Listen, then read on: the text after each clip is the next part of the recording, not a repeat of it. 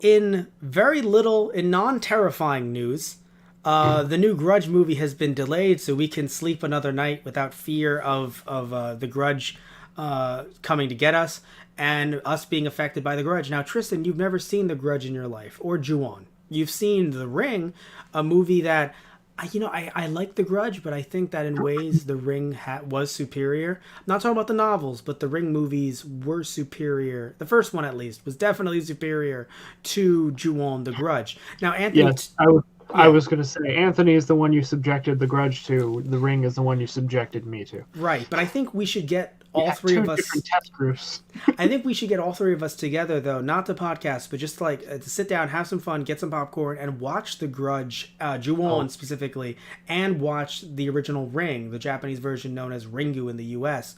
Because right. you liked Ringu, Tristan, and Anthony liked Ju-on The Grudge. The first two, the ones that were made by Toei that were like 1 hour long, they're a little iffy. But actually, it's funny. He hasn't seen Ju-on The Grudge. Is the real? No, I think he did. I think we podcasted he and I on that. You guys can go check that out on our Those Guys on the Radio YouTube channel. But what matters is that looking at the U.S. side of things, apparently the Grudge reboot film has been delayed until 2020, specifically January 2020.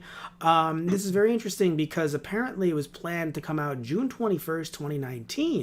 But looking at where we are right now, if we haven't even seen one trailer for it, you have to assume that it's not coming out.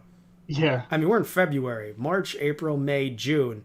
That's 4 months Right. away, and we haven't even heard an inkling of anything from this. See, look at Patchy's ears. She's like, neither have I. So no one has heard anything. I feel bad for people listening to the podcast version of this where we're just talking about Patchy. She looks adorable. Anyway, but seriously, though, we have not heard one inkling of anything about this. And what I find interesting, though, is apparently, so we have Nicholas Pesce is directing the film and scripting the film alongside Jeff Bueller behind Midnight Meat Train. But now here's interesting. Sam Raimi is actually producing the remake with Rob Tappert and Taka Ichise. And Taka Ichise has actually worked on The Grudge / Ju-on, Shutter, and Dark Water, which I reviewed over at our Teacher Productions YouTube channel. I really enjoyed Dark Water. The dub was odd for Dark Water. There was an English dub for it, even though it's a Japanese live action movie. But still, what I find interesting though is talking about Sam Raimi. If you don't know Tristan, Sam Raimi is behind the Evil Dead franchise, 30 Days of Night, the original Grudge English version, and also, funnily enough, the Spider-Man movies. The first three Spider-Man movies. So, if you remember, Tristan, have you seen Spider-Man 2 with Doc Ock? Yes. Okay, that one scene in the hospital room with the terrifying scene that just did not fit with the chainsaw and everything, like when Doc Ock kills all those people. That scene, yeah, I'm gonna show you the scene again once we're done with the podcast, Tristan, because it's a scene I that want does to see the scene, man. it's a scene that does not fit with any of the any other parts of the movie. And as a kid, I was like, "Oh my god, what's going on?" Because Doc Ock just kills people when he gets the arms fused with him, and Yeah. he's in the hospital room, and people are trying to defuse them, and he Oh, kills them. right. Okay. Yeah, that scene though was so horror filled, and then I realized as I grew up, oh, Sam Raimi, who did Evil Dead, where Evil Dead, Right. of course, features the chainsaw in full, specifically more the second one onwards. It's hilarious how it's like, right, of course he directed that movie. Of Right. course, it was a horror filled moment. Also, Bruce Campbell, who was Ash in all of the Evil Dead films, other than the one that was that remake in 2013, and the TV show as well. When he was in every single movie, I believe, in some bit role. So it's kind of nice that Raimi gave him a job for those three movies. So anyway, we also have, by the way, Roy Lee, Doug Davison, Joe Drake, and Nathan Kahane, and they're signed on as executive producers. So this film, by the way, it will not be a remake of the 2004 American film or the 2002 American film. So it looks like they're trying to make something brand new. I know that Tristan, you won't really be watching it, but I just wanted to bring this up because it's interesting because we've talked about The Grudge before. We talked about The Ring before. Would you Right. watch a new Ring movie, Tristan? Because we talked about that teaser last time. Maybe.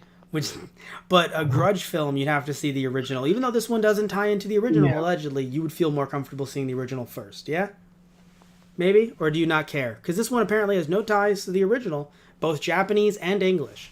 Right. So would you see a Grudge movie? Want to, but Patchy, would you see a Grudge movie? Oh, Patchy agrees. Patchy's not just licking your hand off camera. Patchy agrees. Patchy would see the movie. oh my god. Oh, Patchy's just licking yourself. All right. Well, I'm take that as a yes.